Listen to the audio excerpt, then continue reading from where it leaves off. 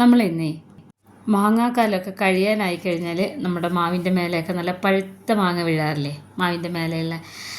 അപ്പോൾ അങ്ങനെ കുറച്ച് മാങ്ങ കിട്ടിയിട്ടുണ്ട് കേട്ടോ. ഏതാണ്ട് ഒരു 7 മാങ്ങകളുണ്ട്. നല്ല പഴുത്ത മാങ്ങയാണ്, നല്ല മധുരമാണ്, മൂവാണ്ടൻ മാങ്ങയാണ് കേട്ടോ.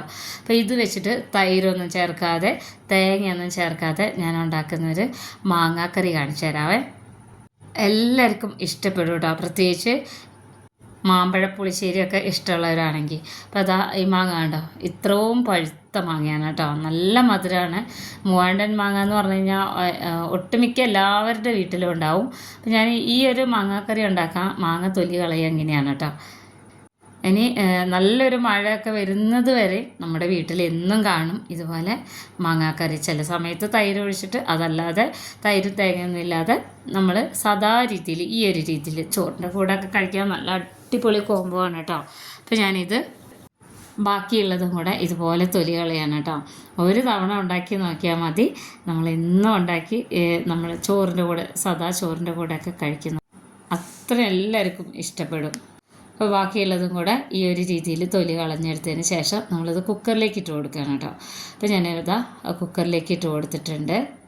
ഒരു 1/2 കപ്പ് വെള്ളം ഒഴിച്ച് കൊടുത്തിട്ടുണ്ട് കേട്ടോ. എന്നിട്ട് നമ്മളിതിലേക്ക് 1-2 സാധനം കൂടെ ചേർത്ത് കൊടുക്കാനുണ്ട്.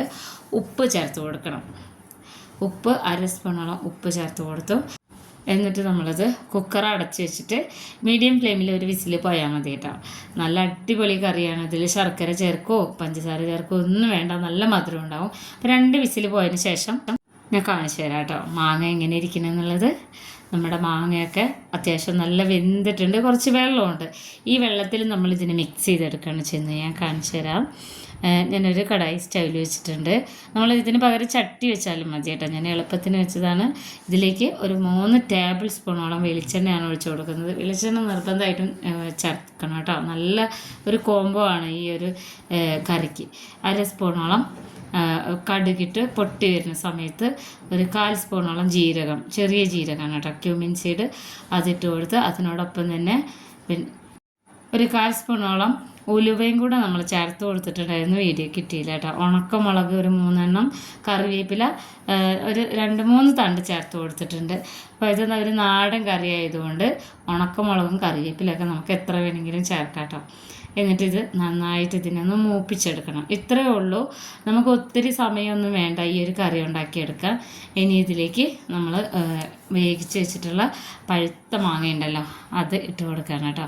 അപ്പോൾ വലിയ ചട്ടിയിലൊക്കെ ഉണ്ടാക്കിയെടുക്കാവുന്നതായിരിക്കും കുറച്ചുകൂടി സൗകര്യം. ഇതിൻ്റെ വെള്ളം കൂടെ ഒന്ന് ഒഴിച്ചു കൊടുക്കണേ, മുഴുവനായിട്ടും ഇത് ഒഴിച്ചു കൊടുക്കണം കേട്ടോ. എന്നിട്ടിങ്ങനെ നല്ലോണം ഉടച്ചെടുക്കുമ്പോഴാണ് നല്ല തിക്ക് ഗ്രേവി നമുക്ക് കിട്ടുക.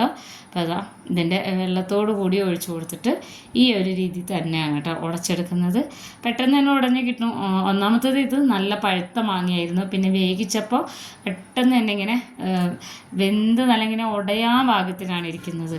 ഇത് നന്നായി ഉടച്ചതിന് ശേഷം ഞാൻ കാണിച്ചു തരാം കേട്ടോ. ഇതാ നമ്മുടെ മാങ്ങയൊക്കെ നല്ലോണം ഉടച്ചെടുത്തിട്ടുണ്ട് കേട്ടോ. ഞാനത് വീഡിയോ ഓഫാക്കിയിട്ടിട്ട് നന്നായിട്ടൊന്ന് മാഷ് ചെയ്തെടുത്തതാണ്.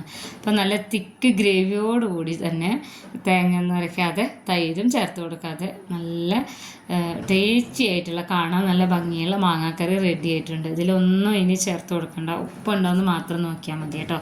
ചോറിൻ്റെ കൂടെയൊക്കെ കഴിക്കാനൊക്കെ നല്ല ടേസ്റ്റാണ്. ഞാനിത് പൊതിച്ചോറ് ഉണ്ടാക്കിയിട്ടുണ്ടായിരുന്നു ഒരു ദിവസം. അപ്പോൾ നല്ല നാടൻ ചോറിൻ്റെ കൂടെ ഇതുപോലെ ചേർത്ത് കൊടുക്കാം. എല്ലാവരും ഉണ്ടാക്കി നോക്കണം. വീഡിയോ ഇഷ്ടപ്പെട്ട ചാനലൊന്ന് സബ്സ്ക്രൈബ് ചെയ്ത് വയ്ക്കണേ.